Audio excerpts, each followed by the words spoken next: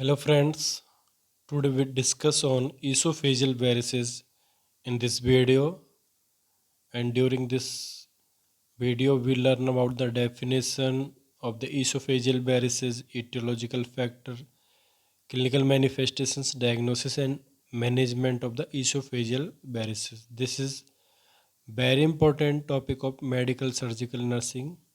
We make here easy notes of this disease. Now we first seen definition of the esophageal varices.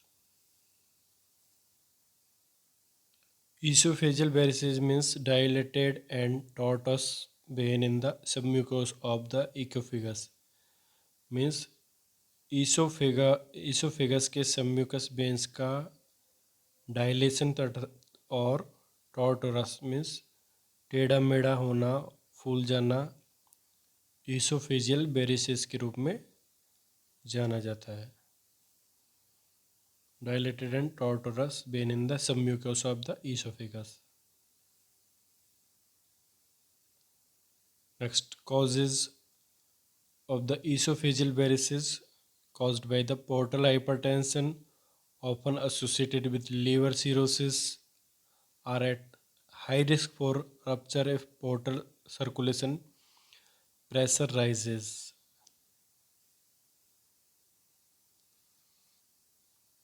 Esophageal varices का मुख्य कारण है portal hypertension जो liver cirrhosis के साथ होता है, और इसमें यदि पोर्टल सर्कुलेशन वेरी हाई हो जाए तो वेरिसेस के रप्चर होने के चांसेस होते हैं. Means the main cause of the esophageal varices is portal hypertension with cirrhosis of liver and high risk there is through rupture of the esophageal varices if portal circulation pressure is very high.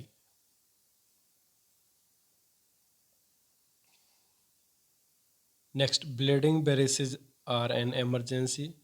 Means esophageal varices के साथ यदि वो rupture हो जाए तो वहाँ bleeding present होगी और ये एक इमरजेंसी कंडीशन है. The goal of treatment is to control bleeding, prevent complication and prevent the recurrence of the bleeding. और हम esophageal varices में हमारा गोल होगा कि esophageal varices रप्चर नहीं हो, ब्लीडिंग नहीं हो, और हमें सारे कॉम्प्लिकेशन को रोकना है और फर्दर रप्चरिंग को भी हमको रोकना है जिससे कि ब्लीडिंग बिल्कुल नहीं हो.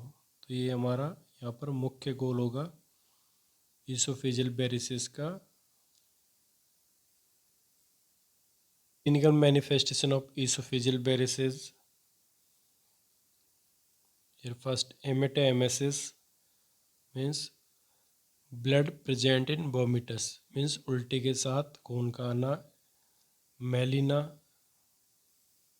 Melaena means dark sticky feces containing partly digested blood. Means varices की ब्लीडिंग में जो ब्लड होगा कुछ डाइजेस्ट होगा जिसके कारण स्टूल का रंग कुछ डार्क होगा, स्टिकी होगा, इसको हम बोलते हैं melaena. Next, tarry stool. Tarry stool means dark stool. Next, ascites. Ascites means abdominal cavity का डिस्टेंशन होना, एक तरह से पेट का फूल जाना. नेक्स्ट, जॉन्डिस, पीलिया.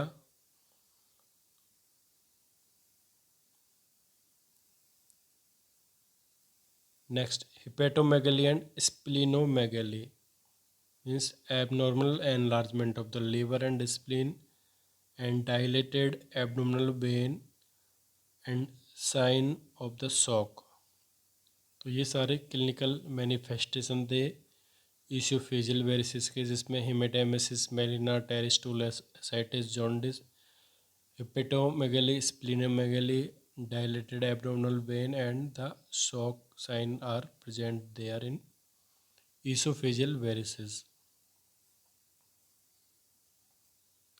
Next, diagnostic test. यहाँ पर हम कौन से करेंगे जो हम पता लगा सके कि esophageal varices को फर्स्ट एंडोस्कोपिक एग्जामिनेशन, इसमें a procedure called upper gastrointestinal endoscopy is the preferred method of screening for esophageal varices। Means हम एंडोस्कोपी एग्जामिनेशन की सहायता से ईसोफेजियल को वेरिसेस को पता लगा सकते हैं। Second, imaging test, both abdominal CT scan and Doppler ultrasound of the splenic and portal veins can suggest the presence of oesophageal varices. Abdominal CT scan और डॉपलर अल्ट्रासाउंड से भी हम ईसोफेजियल वेरिसेस के बारे में पता लगा सकते हैं। Management of the oesophageal varices, हम कौन कौन सी इंटरवेंशंस पेशेंट के लिए देंगे। First, monitor the vital science, हमको मॉनिटर करना है। Next, elevated the head of the bed, means सिर का, बेड का सिरा थोड़ा हमको ऊंचा उठाना है। Next, monitor for orthostatic hypotension, means हमको चेक करना है कि पेशेंट का ऑर्थोस्टेटिक हाइपोटेंशन प्रेजेंट और not, means during the sitting और upright position. Next, monitor lung sound and for the presence of respiratory distress. Number next, administer oxygen as prescribed to prevent tissue hypoxia, यदि hypoxia की condition है तो हमको oxygen administer करना है। Hypoxia means lack of oxygen in tissues. Next, monitor the level of consciousness, maintain NPO status, means nil per oral, means patient को हमको मुँह से कुछ नहीं देना है क्योंकि वहाँ ब्लीडिंग प्रेजेंट है ईसोफेजियल वेरिसेस में। Number 8, administer fluids intravenously as prescribe to restore fluid volume and electrolyte imbalance, monitor intake and output. इसके साथ साथ हमको फ्लूइड थेरेपी देना है और फ्लूइड वॉल्यूम इलेक्ट्रोलाइट का बैलेंस करना है, इनटेक आउटपुट चार्ट मेंटेन करना है। Next, monitor hemoglobin and hemocrite values and coagulation factors. Next, administer blood transfusion or clotting factor as prescribed. Next, assist in inserting a nasogastric tube or a balloon tamponade as prescribed. Balloon tamponade is not used frequently because it is very uncomfortable for the client and its use is associated with complications। Means हमको bleeding रोकने के लिए nasogastric tube का use कर सकते हैं by the inflating balloon this and also by use the balloon tamponade to stop refractory bleeding we use the balloon tamponade. Means इस balloon tamponade में हम एक बैलून टिप्ड कैथेटर को ईसोफेगस तक इंसर्ट करेंगे तथा जहाँ ब्लीडिंग साइट होगा वहाँ पर हम इसको इन्फ्लेट करते हैं, फुलाते हैं जिससे ब्लीडिंग स्टॉप हो। The next,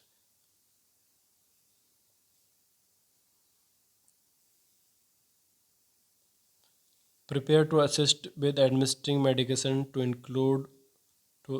induce vasoconstriction and reduce bleeding.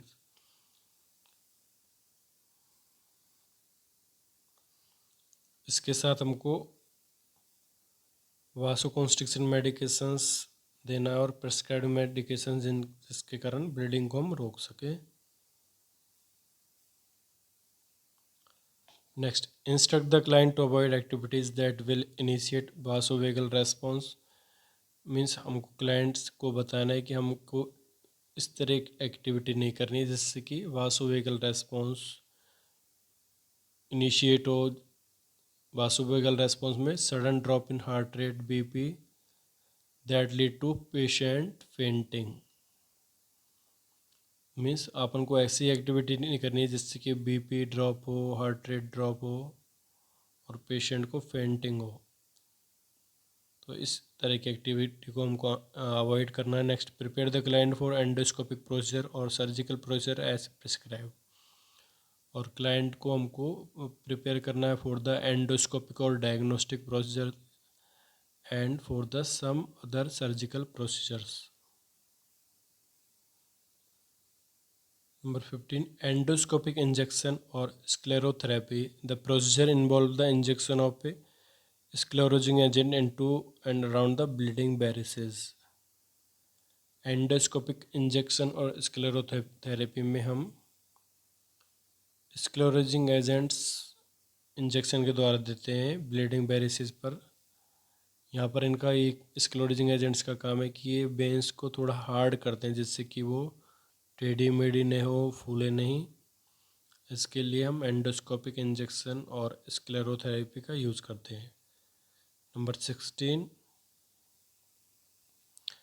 endoscopic variceal ligation। The procedure involves ligation of the varices with an elastic rubber band। Endoscopic variceal ligation में हम वेरिसेस को इलास्टिक बैंड की सहायता से लाइगेट करेंगे, means एक तरह से बांधेंगे जिससे कि वो कम फूलें, कम टेढ़े मेढ़े हों। तो ये कुछ इंटरवेंशंस थे जो ईसोफेजियल वेरिसेस को रोकने और कम करने का काम करेंगे। यहाँ हम ईसोफेजियल वेरिसेस का डायग्राम देख रहे हैं।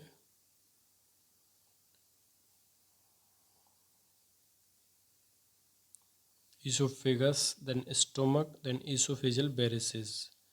ये हम देख रहे हैं